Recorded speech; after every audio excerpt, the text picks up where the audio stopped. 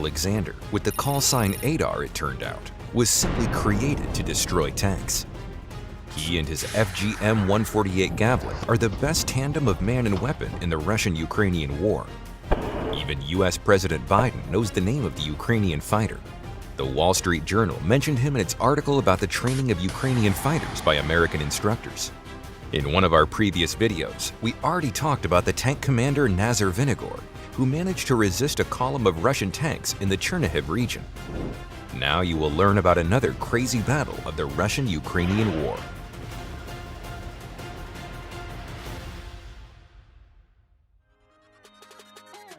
So, on February 20th, 2022, Russian ambassador to the United States, Anatoly Anatov, said on CBS that the Russian Federation is not trying to take territory from other countries, and noted that Donbas is part of Ukraine. Approximately the same thing was said by the head of the Ministry of Foreign Affairs of the Russian Federation, Lavrov, and the former president of Russia, Medvedev. But on February 24th, Putin launched a massive Russian invasion of Ukraine. In those days, a fighter of the 128th Separate Mechanized Mountain Assault Brigade of the Armed Forces of Ukraine, with the call sign Aidar, was finishing his training mission at a training ground in the western part of Ukraine. No, he's not a rookie. For him, the war began 8 years ago, when the guy locked up his auto repair shop and volunteered for the first time in the Donbas. At the same time, the call sign Aidar appeared.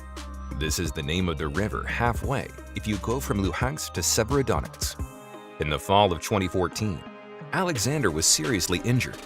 Back then, 19 fragments got stuck in the body of the Ukrainian soldier. 2 of them remained in his body forever.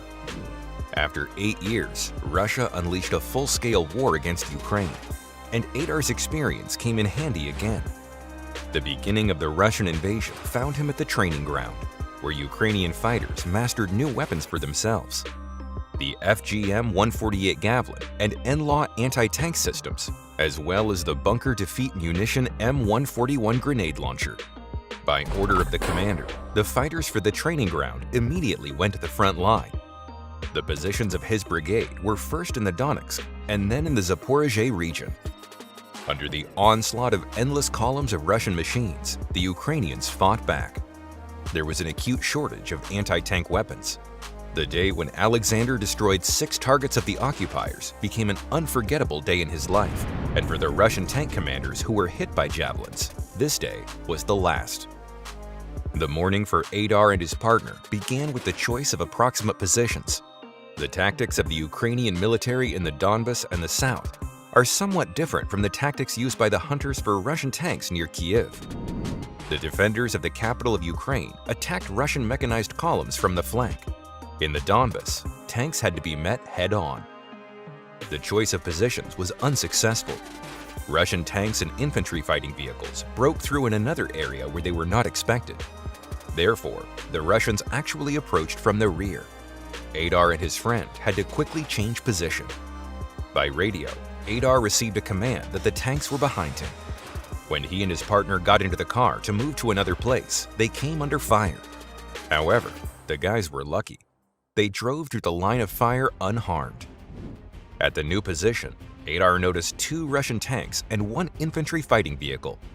The Russians fired heavily on the forest belt where his 128th Brigade dug in. The Ukrainians' first shot at about 8,000 feet was successful. After the rocket hit the tank, the ammunition detonated. A black column of smoke rose. The crew could not get out. On the radio, the commander ordered Aidar to change position so as not to fall under return fire. Several seconds elapsed between the launch of an anti-tank missile and the destruction of the target. After launch, the rocket climbs to 490 feet and then dives down on the target. This is in the case of an attack on a tank. Less protected objects are attacked by direct fire, and then the missiles rise to a height of 165 feet. The operator selects the attack mode before firing. The maximum rocket speed does not exceed 330 feet per second. The maximum range is 8,200 feet. The missile, launched by the Ukrainian shooter, flew to the target for about 17 seconds. Javelin operates on a fire-and-forget basis, but Aidar could not take his eyes off the tank. This was his first non-practice shot with a Javelin. he wanted to see everything in detail. Due to the lack of anti-tank systems, the guy did not have the opportunity to shoot at the range. But on the other hand, he learned the theory well and learned how to quickly prepare the Javelin for a shot. Typically, the Javelin operator has about 10 seconds to move to safety. That is, the missile may not reach the target yet when the enemy will already return fire. A launched rocket leaves a trail of smoke, so it is easy for the enemy to find the point of the shot. Therefore, when the shooter is changing the launch container for the next shot or is about to change position, he can become a target for return fire. Aidar decided to take a chance and fire a second shot from his previous position. He ordered the assistant to bring the second container. The Javelin consists of a Command Launch Unit, CLU, and a Disposable Missile Transport and Launch Canister, TLC. After launch, the empty TLC is disconnected from the Command Launch Unit, CLU, and discarded.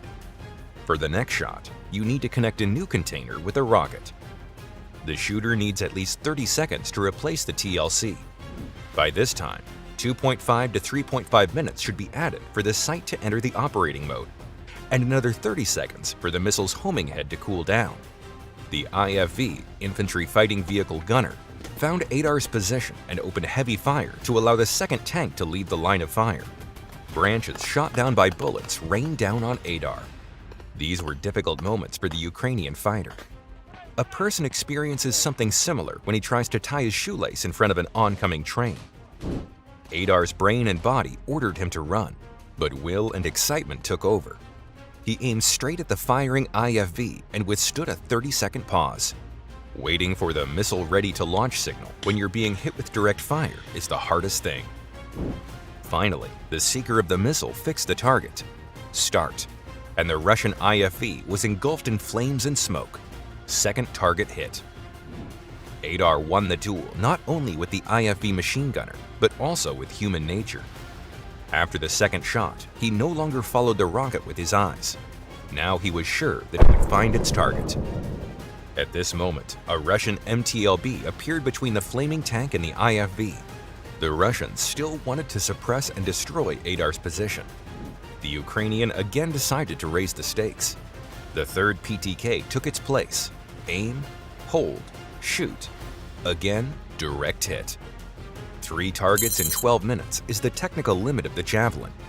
To achieve such a rate of fire is difficult even for an experienced shooter at a training ground. Fortunately, Aidar did not think about it. In a real fight, when the wind from the bullets moves the air on your head, you don't think about records. Aidar and his partner ran to the car to change their location. There were 3 shots left, and the day had just begun. The Ukrainian fighter didn't know what awaited him next. The new position again had a tank and an infantry fighting vehicle. It was relatively easy prey, so there was no fatigue. There seemed to be no end to this flow. When Aidar went to the car for the 6th rocket, he heard the shout of his comrade. The assistant warned that a Russian armored personnel carrier was in the forest belt. Aidar thought the target was in the forest belt at the other end of the field, so he slowly approached his car. It turned out that the armored personnel carrier broke through to the place of their deployment. The 6th duel was the most dramatic. The driver of the Russian armored personnel carrier noticed the Ukrainian and went to ram him. Aidar barely managed to get the 6th PTK and jump away from the car. The armored personnel carrier drove literally 3 centimeters from the Ukrainian fighter, rammed his car, and ran over the legs of his assistant. Cold, wet mud from under the wheels of the armored personnel carrier scattered to the sides. The driver noticed an anti-tank system in Aidar's hands, so he understood that he would not be able to get away. The armored personnel carrier made a U-turn to crush the shooter before he had time to shoot. Aidar decided to shoot rather than run. He quickly fastened the CLU to the missile container, connected the cooling unit, sat down on the ground, propped the unit up so as not to stagger, and prepared to meet the APC. Those 30 seconds were an eternity because the ready-to-launch signal came when the APC was just 130 feet away from the shooter. The minimum distance to the target should not be less than 165 feet. This is how Aidar was taught at the training ground by American instructors, because the creators of the Javelin decided so. Probably, Raytheon and Lockheed Martin engineers could not admit that someone would decide to shoot at the moment when they needed to run away. With his hands shaking from cold, fear, and adrenaline, Aidar launched the missile. It was a desperation shot. However, Aidar did not forget to turn on the direct fire mode, and a miracle happened. The armored personnel carrier exploded and turned into a pile of iron. It was a victory of the human spirit over armor, and the first time in history that one shooter destroyed 6 targets in one battle with 6 shots. In total, Aidar scored 9 hit targets out of 9 shots.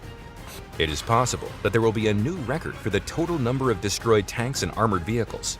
From such duels, victory is built. But Aidar is ready to exchange all these small victories for one big one. Let's follow his battle path together.